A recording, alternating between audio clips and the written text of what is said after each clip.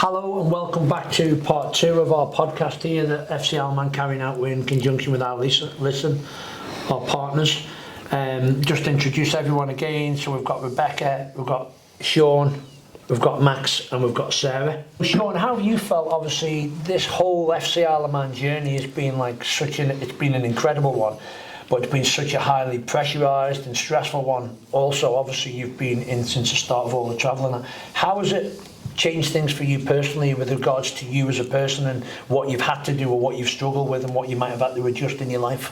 I think one of the most important things is with football previously on the island, you were never really like you touched on before, like role models. Whereas now you feel like you've got like expectation on you, both on and off the pitch. So one is obviously making sure you're doing the right things off the pitch, because if you're seen having too many beers or doing the wrong things in a social environment, it can set the wrong example for kids. But also on the pitch, it's the pressure of you're actually playing for like a few thousand people who you really know, whereas like when you play away or teams like Bury or other clubs you play against, it's not the same social pressure as what you have on the island, because everyone knows who you are. So if you do something wrong or anything happens negatively, people are going to speak about it, whereas I think across, not as much it happens. Yeah. Max, since you've come in, obviously you've come out of Laxey's just sort of recently come in. Mm-hmm. How much has it changed for you, even things like going training first early in the morning? Obviously we start at like 6:15 to 6:30. How's that been for you personally from what you were used to doing with Laxey? It was tough originally. Obviously it is like a big change going from the evening sessions, so doing whatever you're doing, whether that's work or college, for like in my case, going from one extreme to another. Because you've obviously got the early morning starts and you've got the late evening ones as well. Mm-hmm. I found that quite tough, like to start with, like how to get into a routine. Whereas if it was 2 morning sessions, for example, I felt like that might have been a tiny bit easier for myself, because at least you know, all right, I've got to get up at this time, leave the house at this time. Yeah. But I mean, that's something that I've had to adapt to, and I feel that's something that I've done. Created something, the structure of how you do stuff's a little bit more organised. Yeah, exactly. And stuff to work around that. Yeah, and just my routine in the mornings or the evenings. So. And have you found it getting easier because you've made that little tweak to your sort of schedule? Yeah, Have definitely. you found that has made a difference to you? 100%. Yeah. How did you find it coming into the environment and having the people to speak to who've obviously been through it, like your Sean's and your Franks before, Ben and them? How have you found it being able to like speak to others about that when you were struggling, or mornings when you might be finding it hard or things aren't going your way? How beneficial has it been to have people to open up to and speak to about?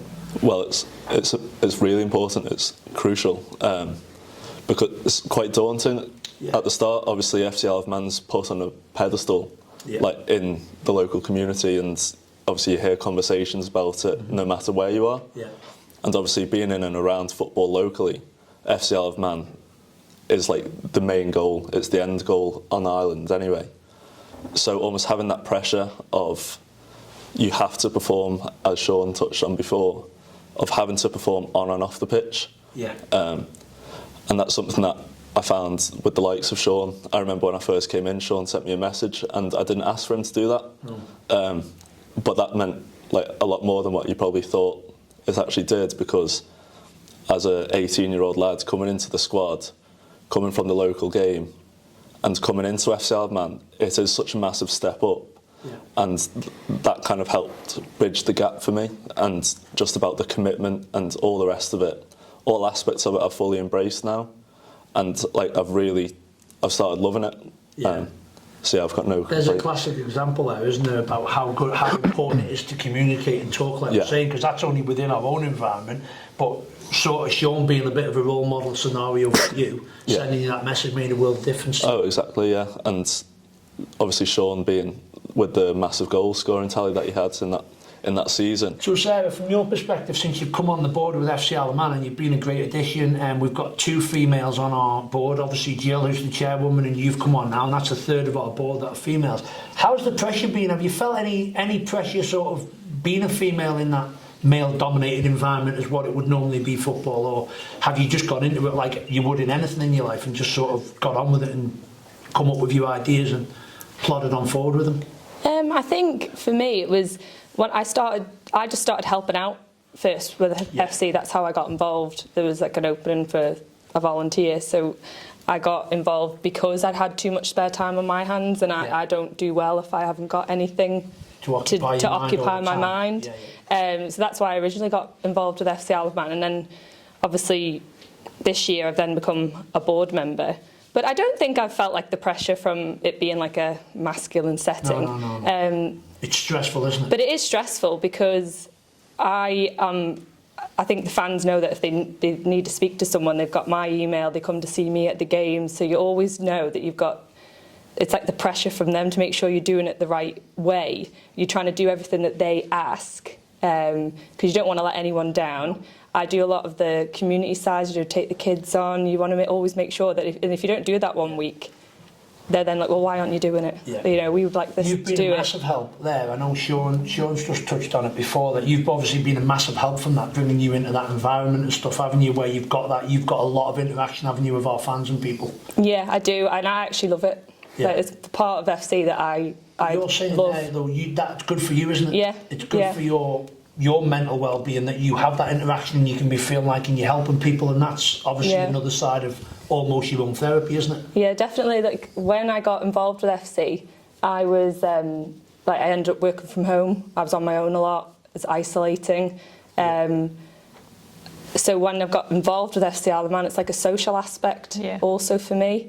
And then I love work. I love dealing with all the fans. Like I love seeing them on a Saturday. Yeah. It's like that's the part that I enjoy. Like interacting with people. Like I said, the social side, the conversation, making new friends. Like there's the 12th man, and I know them all by name. They sit like at every single game. Like they're always there. You go over to them, you speak to them.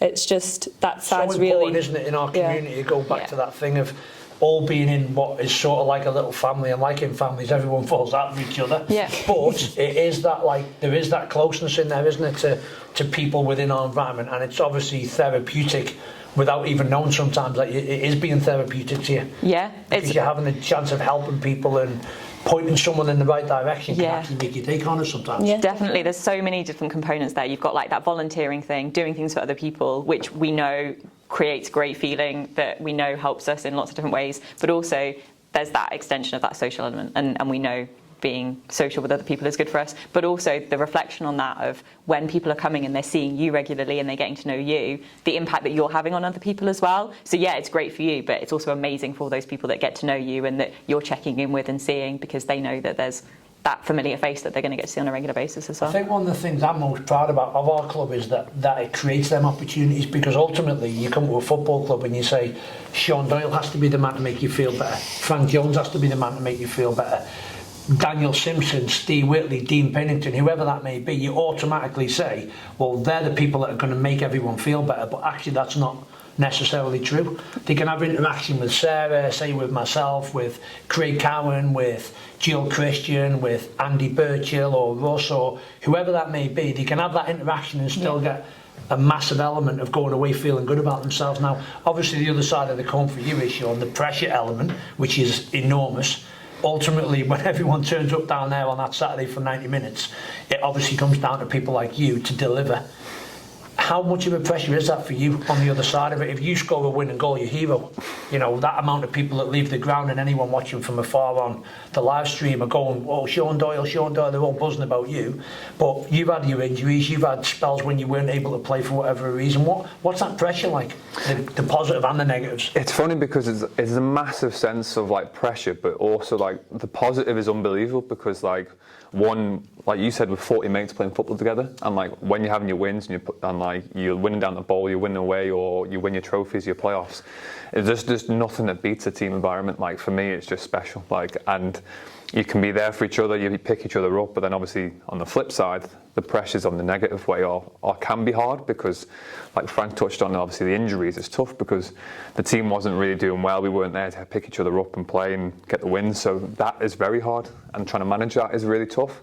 How did you do it personally? Did you have anything in particular that made you feel better about that situation? Or it was, well, one thing that was really helpful for me in my personal situation was one, it sounds terrible to say, but Dan Simpson was injured at the same time, so I had someone to lean on. We're in the gym, we're doing our rehab together, and then and then Frank was the same. He was, I've said it quite a few times now, but he was maybe 2 months ahead of me, so he was my target, and he was always checking in, saying, oh, how you getting on, or how's the gym work going? So having them people to lean on is massively important. That's crazy, that, because it's another role model scenario, isn't it? Even there, like you looking at Frank as a role model of Frank's that far ahead of me, but he is getting there, and I know I can as well. Yeah, it's Because targets, he's doing it. and it's important. Like the checking in, speaking to each other. It's like the value it brings is just mega. So like for me going to the injury, I don't really like. Although it was a mentally tough time because I wasn't playing, I wasn't able to help the team. It made it far easier by having them people I could go to the gym with, I can do exercise with, or having the targets like Frank, and it definitely makes a very tough situation a lot easier. Yeah. From your perspective there, obviously, like we said, you're like a bit of a figurehead of the club because, and rightly so, that you're a goal scorer and that. Within our sort of community, I know you're quite affluent out there. Everyone sort of knows who you are, and you're quite active in a lot of stuff, and you have been since FC Isle of Man started. Do you feel like this thing we've brought, obviously we touched on before, it has pros and cons, we're a micro community, it's fantastic together. Do you think FC Isle of Man has brought a pressure though that has made people within our environment would maybe make them more reluctant or make it harder to speak out about certain things? It's tough. I think the very good thing that's brought along is a sense of belonging. Whereas, like, and that's not just for the players. It's not like Max spoke about coming in this year. It's not a sense of belonging just for him. It's a sense of belonging for Sarah as a volunteer, for the fans coming down. Like, it brings everyone from across the island together, and it's not just the people playing, the people helping, the people watching. It brings everyone together, and like I can interact with the fans, and I've made friendships who are fans now, and seeing fans who didn't know each other before pull together, like that's one thing that can't be understated how unbelievable it's been. But yeah, I think at the same time, I'd say more so for players maybe, that it's definitely something that people probably look at and think, I don't know if that's for me, because it's a lot of pressure. And then obviously comes that, as then people don't want to speak about the pressure, because then it can add even more immense pressure to them. But I'd like to say we built a culture within the club, not just as players, but everyone, where we can all speak to each other. And like we spoke about, even the guy I spoke about in the first podcast, like talking is just so important. How hard can it be, Rebecca, for people? Do you know that obviously we are so lucky, and I said it before, I think we underestimate how lucky we all are. We just spoke about little things we all get out of it. We probably don't think about that a lot, Sarah, do we, on a daily basis? No. Until you sit sometimes and go, do you know what? There's an awful lot of good stuff going on within our club, and we are really lucky that we've all got each other. How hard can it be for people outside of, say, our environment, who are out there, who aren't involved in a sports club, they haven't got a massive circle of friends, for whatever reason that may be, you know, they've drifted by the wayside. How hard can it be for them to get to that point where they're willing to open up? It can be really difficult. So one of the things that we think about is how we communicate with each other, and we think about it in sort of like different scales. So we've got that like cliche bit at the bottom. So thinking about, we all talk about the weather, right? So you can talk about the weather with anyone, someone at the bus stop. But as we start to build up and we add facts and opinions and we add our emotions into that, the amount of people that we're prepared to speak to about those things gets smaller and smaller and smaller. So it can be really difficult. You're not going to get someone to just open up to you, or feel comfortable that it's someone you can open up to. So really important that we've got these relationships, even if it's just one or two people that you feel you can speak to. And like we said before, you know, some of those more traditional social places that we had maybe aren't the same as they were. We spend a lot of our time now in work, and so making sure that if we've got people that we can talk to in our working environments about things that are going on. If we don't necessarily have the family around us, are there friends, are there bits and pieces that we can get involved in? You know, getting involved in volunteering, getting involved in some of those other different bits and pieces. But even really relaxed things, you know, it doesn't need to be a big commitment, just something that you do on a small level to get yourself around people that you can have that conversation with. Do you see a lot of people who've been in that situation we just spoke about there? Do you see a lot of people that if they attach themselves to social programmes or social things within work, might be a fundraiser, a bit of a fun night, whatever, do you see a massive change and a massive difference in that sort of thing? Yeah, definitely makes a difference. So just as an example, we've got someone, so we do a CDIP a couple of times a year, and the first one that we did in Port Erin, we had some people that had never done it before, and we had a group that had done it quite regularly, and so we sort of were matching people up, and we were saying, if you've not done it before and you're a bit nervous, have a chat with this person. And it was all going really well. And then at the end, we were sat, I think we were all having bacon baps or something like that. And there was this group of people, and they were all getting on really well. And we'd gone over to say how great it was that this group of friends had come together. And they were all saying that that they didn't know each other before the dip, that they'd got together there. And they now regularly go dipping together. And that's a community that they found off the back of an event that we were doing. But they've now found that community, and they've now got those extra people. They've got that social thing that they're doing. They've got that activity that they're getting involved in. And there's all sorts of opportunities for like that all across the island. And it's just just Yeah. having a go. I didn't make the first one. Did you go to the first one at Port Erin? Yeah.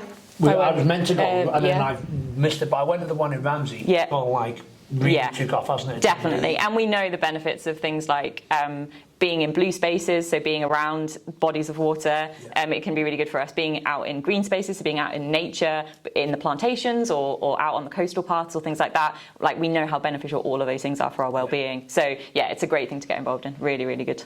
So, Sarah, obviously all the males have touched on so far being part of our football club and it being that little family community feel about there's so many people who talk to each other. Have you felt part of that since you got involved with FC Alman over the course of time? Have you felt that being in that little family thing that we feel we have? Have you felt confident yourself when you're around people, have to speak to people about things if you've needed to?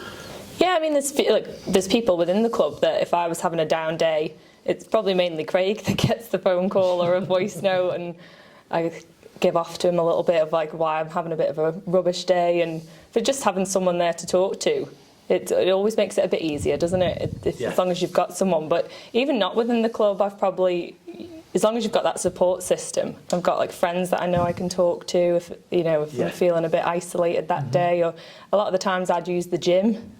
Go halfway through the day if I'm working on my own. Yeah. I'll go halfway through the day and I'll come back. But then I've got an injury, so it stopped me doing like my CrossFit that I would do 4 times, 5 times a week, and that's down to twice a week just doing simple like gym work, just body weight, nothing the way I used to do it. And that's the social aspect. Not being able to go out and do the social bit, and obviously the stimulation of the endorphins and whatever. The social aspect that's been taken away from me, not through my choice, has been quite difficult, I'd say. And I would use exercise as something that would make me feel better. Yeah. You go to the gym, if you're doing like CrossFit, it's written for you on the board. You don't have to think. The only thing you've got to think about is lifting the weight. That's it. You don't have to think about the day that you had, and a lot of the times you'd go, that hour would be the hardest hour of your day, but it was the most enjoyable, and then you'd leave a totally different mindset. And I'm sure like the lads find that with football sometimes, going training, I really don't want to go training, can't be bothered, I've had a rubbish day. They'll go, they've had that social aspect, it's the exercise, the endorphins, you leave feeling probably much better than you went sometimes, don't you? Yeah. So. Have you had to try and now like restructure and replace that with other things, or are you trying to? Yeah, I'm still trying to. It's actually quite difficult. The exercises that I can do now are very, again, isolated. Yeah, a bit tame compared to what you used to do. It's not the same as being in a busy gym where I think people would describe me as someone, if they came into the gym, I was the one that would talk to them, I was the one that would encourage a conversation, I'd be quite loud. Whereas now, I'd go for a swim, you're on your own. A lot of the times go for a walk, okay, I'll put my headphones in, but going for a walk compared to doing a big run is very different in my opinion, because it's like if you're walking, you've got a lot of time to think. Your mind's going overdrive sometimes, whereas a run, if you're trying to hit a target, you're not really thinking about anything, are you? Just watching your clock, trying to you beat your time, you've set yourself a goal, haven't you? So I'm still trying to work things out to get to the point where you to have a better routine and get that sort of social aspect and the do you find that that's exercise important, what aspect Sarah's touching on there, Rebecca, that being able to not think? Yeah. Because people think too much when they've got too much time, actually finding something to do that means you don't have to think. Yeah, definitely. And sometimes be the release. Yeah, so it's that mindfulness, right? So we hear about mindfulness all the time, and I think people often connect mindfulness with things like meditation, and it's not necessarily the same thing. Mindfulness is going to be anything that brings you into that moment, and so you're not thinking about work and the kids and all of these other things that you've got to do. You're focused in that moment. So yeah, your mindfulness might be going for a run, it might be when you're on the pitch playing, but it might also be getting involved in painting, or it might be going out in the garden or baking or whatever it happens to be, and that will be different for each of us, but it's that thing that you can completely focus on that one thing in that moment, and then you do develop that different mindset, and you can come out of it and you've had a bit of a break from it. I would always think that mindfulness, before it all, that it was the meditation side of it, and I'd be like, I'm so useless at that. Like I couldn't sit there and listen to someone talk and saying, think of this place and look through this door. Like I always thought I'm not used to that because my mind would just be spinning, and the only time that I would find that it would stop is if I was doing physical exercise or something that would occupy me, and then I didn't ever look at it that it was actually mindfulness. But it's the same thing. You're just getting zoning in a everything different else way. out and focusing on one thing and forgetting everything else. Yeah. Are you good, Sean, with that mindfulness bit, or do you have to be occupied all the time? Well, it's one of them. I also think for FC Man it's good because you look at the away days, for example, and from 5:30 in the morning, you're with 20 of your mates, so you're constantly talking, and then you have your football, which is another escape method, and then you're back on the boat and you're having a drink and you're together again. So you've got a 15-hour slot there where you don't think about anything in your life other than either pre-game, you're during the game, and then post-game you're recapping on everything that's gone on. So, but for me, I think it's so important to talk. I can manage it, but for me, it's getting out on the bike, it's going out for a run, it's You still need that exercise to stimulate yourself outside of the football even. My girlfriend Laura goes mad at me if I'm being a grump or if I know I'm in a bad mood. She will literally now just say, go for a run or go for a bike ride, you're doing my head in. So I know you'll go golfing and stuff as well. There's a lot of other stuff. For me, it's like I have to be active. Like, so if I know I'm having a bit of a bad day or I'm a bit down or I'm having a bit of a struggle, I'll chuck my headphones in, I'll go on the bike or I'll go for a round of golf, and it's just an escape method for me. I don't think about anything in my life other than just my next shot or the next mile I'm going to cycle or the next mile I'm going to run. So how are you on that, Callan? Max, yourself, do you have like, if you have a lot of time thinking, are you good with that, or are you someone that has to be occupied a lot? I'm someone that I do need to be occupied a lot, and that's obviously something that the FC stuff has helped a lot with, and also playing local football as well. So as someone who hasn't really been involved in like so much of like the match day squads as of yet this season, like still playing for my local team. So I've got them two different groups there. Which help. Like If you fill in them spaces. Exactly. I've got the FC lads that I can interact with and just talk to, and obviously play football with. But then I've also got the Saturday playing locally, and just enjoying my football. That's the thing. If I'm not enjoying my football, I didn't realise it until I wasn't enjoying it, how much of an effect and how much of it exactly, because my whole life it's always just been football, always been football mad. I think it's important, Rebecca, isn't it, because we're talking about sport here, and obviously Sarah's talking about her releases away from the club and what she likes to do to occupy, but everyone out there's got them different things, and it's identifying that, because it's easy if you're a sports person to go, well, exercise will fix it all, everyone will be fixed by exercise. Well, actually that's not really true, is it? People doing things like Sudoku, I watch people do them kind of things and I think, I couldn't do that. But the thing is, that might be their release, mightn't it, to keep them sane and give them that little bit of time they need to process. We're all different, and that's what makes us interesting, right? So we're all completely different, and we're all going to have those different things that we enjoy, that make us happy, that we use for that mindfulness, and it's going to be different for each of us. I really like baking. I like to sort of switch my brain off and just focus on baking something, and then I take them into the office, and I like that side of it as well, that I can provide cakes for people, and that's quite a nice thing to do. But I know other people that hate the idea of having to follow a recipe, and that's not for them. So it's like, it's different for each of us, and we just need to work out what those things are that we enjoy, and then make sure, because there's the flip side of it as well, which is you're saying that when you've had a bad day, it's like go off and go for a run or go for a bike ride or whatever. But the other side of it is looking at your bad day and realizing that you might not have done those things, and that might be the reason, that because you haven't had that opportunity to go and do that thing that you enjoy, and that might be what's triggered this sort of lower mood. Slip. I think it makes it more important, doesn't it, for people in general in society to be aware that everyone's very different, and it'll take all sorts of things to keep people happy, and the more aware you become might help you then identifying others if they're having that time. And the second part of that, I suppose, from my perspective, I look at it like in the different way Sarah's talking about. She gets stimulation because she can speak to a fan and do something good for a fan. Putting people into situations, if you're around someone who might be a bit down or you've noticed the odd, trying to bring them into different things, hoping that one thing, out of all the things you might try, it only takes one thing to trigger someone, doesn't it? To take a step back in the right direction again. Yeah, definitely. So like checking in with people, like what they might have done in the past when they were feeling low, what might have helped them last time, but also just the things that they enjoy. Because it might be that because of an injury, like maybe they used to play football locally every Saturday, and now that they can't do that, so okay, well, are there other things that they might do with you instead? And that doesn't need to be you. You know, you might think, oh, they're really going to benefit from maybe going to yoga. You might not be a yoga person, but you might know somebody else that is. So can you put those two people in touch with each other?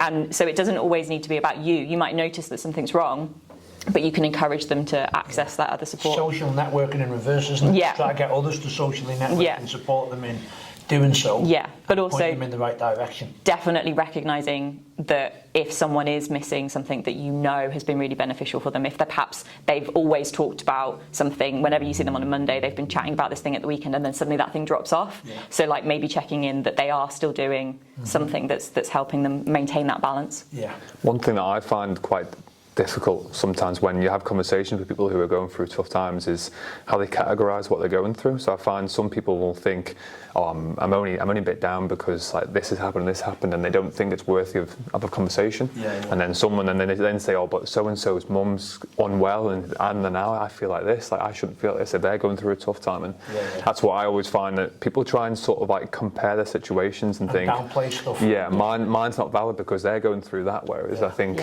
one thing for me is that everyone needs to understand they have their own struggles, and you need to try and handle it in the right way. Definitely, and we have this perception as well. We have this idea that we have happy and we have sad, and that these are the two states that we're in. But actually, a large proportion of the time, we're not unhappy, and that's where we sort of exist in a lot of the time. And we need to recognise that, because that means that we appreciate it when we're happy, but we also recognise when we're sad as well. So we need to realise that there is this other zone, and that thing about comparing.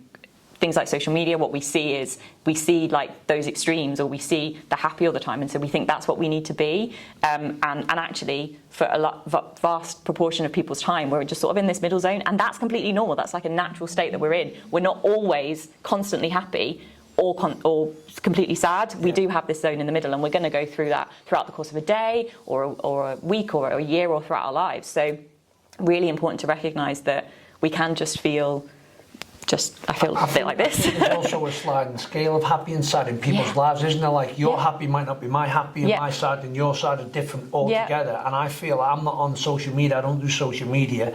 I prefer to stay away from it. But I feel like there's so much pressure from that world, isn't it? Yeah. To people like, well, this is what someone else's happy is. Yeah. They've gone on an incredible holiday, or they've bought a brand new car worth £60,000, or everyone's always aspiring to someone else's happy. Yeah. Actually, most of the time, as we all know, the £60,000 car doesn't keep the person happy normally. It's just something you see on social media, but it heaps an enormous amount of pressure on you, doesn't it? Yeah, and we're seeing a curated view through social media of what people want to share as well. We're not. I know that that has changed, and that is changing with some of the apps that we see, but we're not seeing someone getting up at whatever time in the morning to go to football training, and they're eating their whatever on the way. What we're seeing is, look at my lovely holiday, or look at my perfect Christmas, or whatever it happens to be. And we're not seeing the behind the scenes of actually it took half an hour to get all the kids in their matching pyjamas, sat smiling in front of the Christmas tree. And they've been killing each other.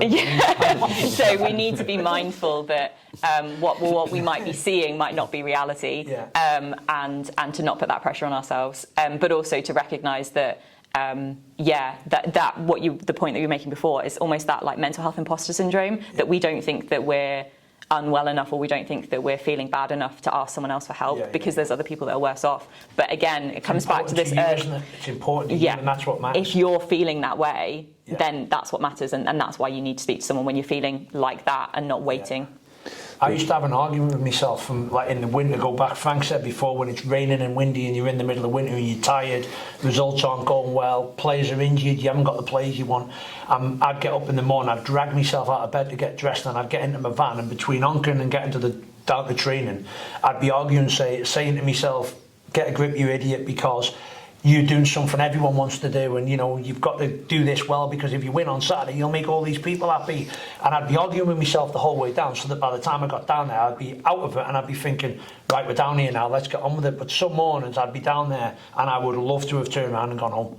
But then it's that guilt of, I don't have a right to feel like that, because actually I'm doing something that everyone would love to be doing.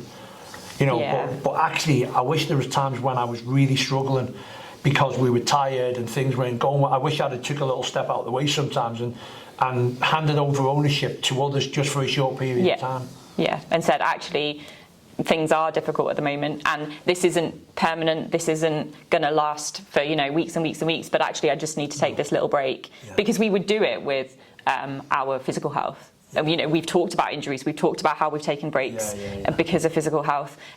So why do we not do the same thing with our mental health? If we've got low mood, that might be the same as having a cold or flu. We take care of ourselves. So why should we not do the same thing with our mental health? We should be holding them to the same level.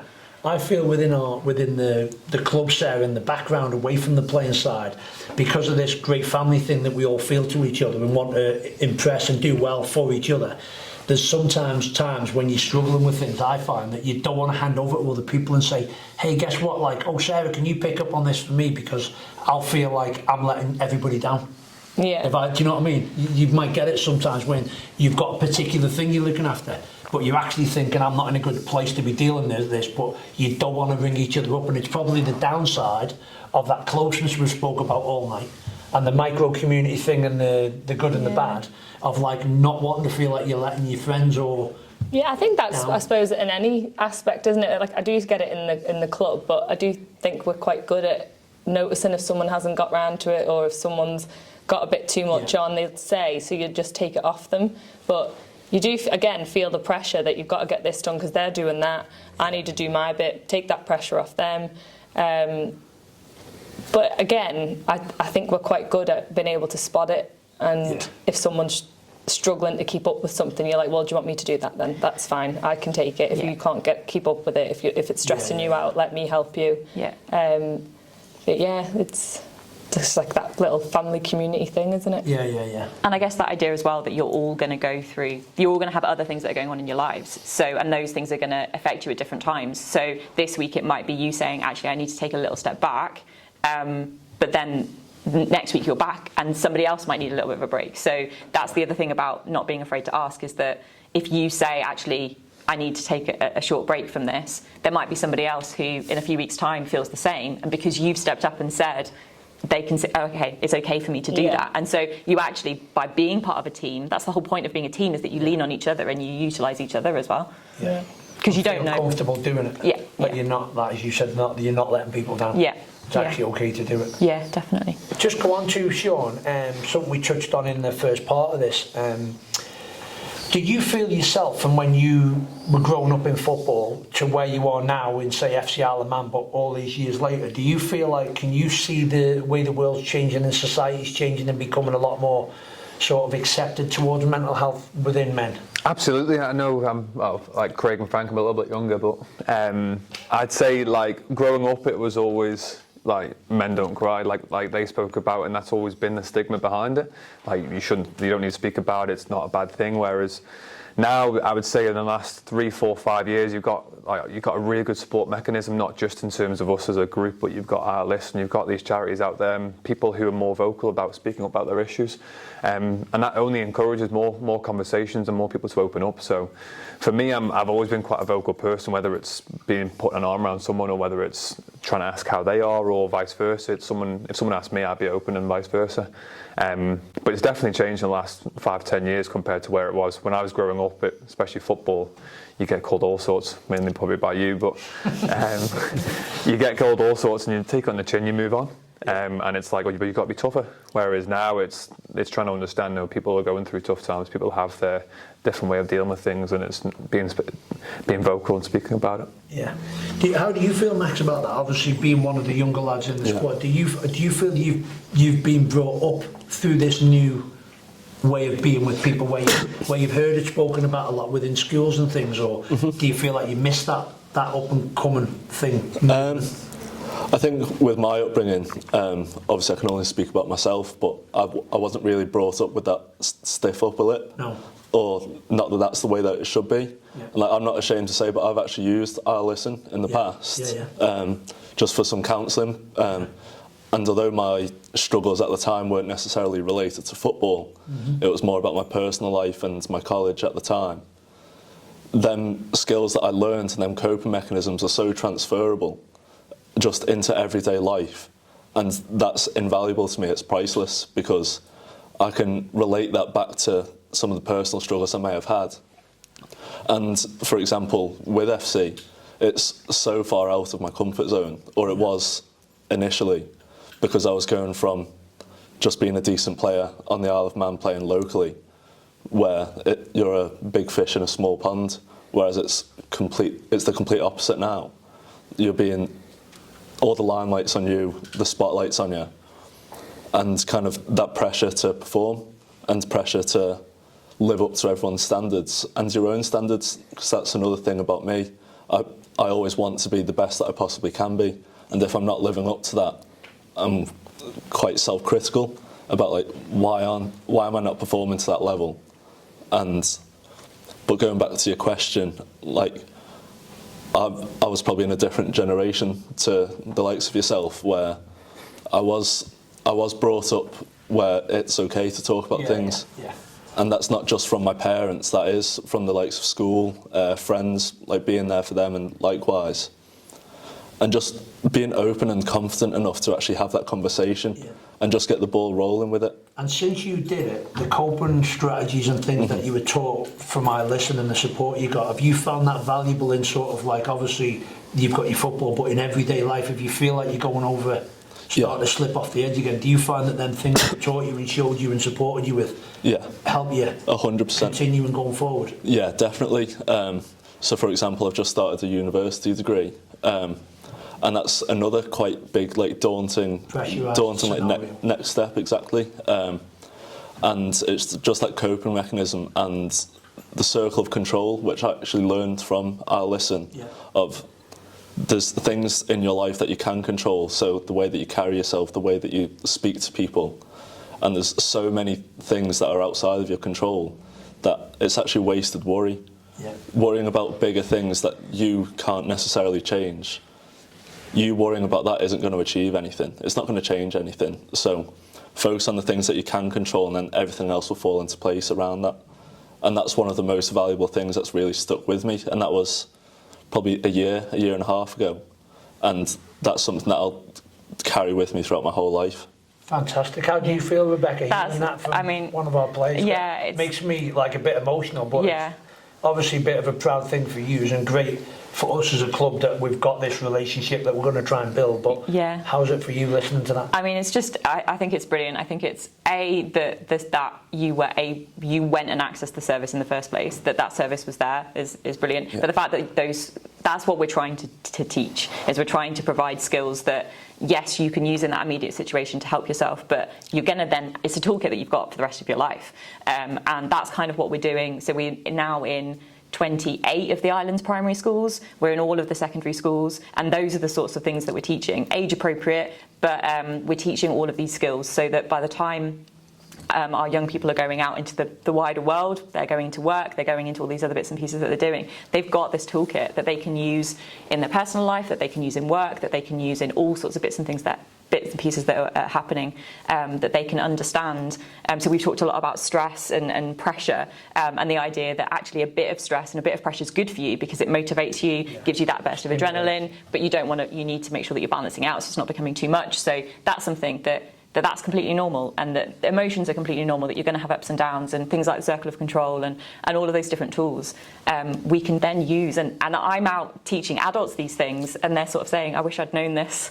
And so that's the idea, is that actually by empowering the next generation, it's going to make a difference as we go forward. And obviously, kudos to you, Max, because the courage to show and talk about it within here for people out there listening to is absolutely amazing. So thank you. Well done, and well done to our listen. Thanks for having that service and what you're doing.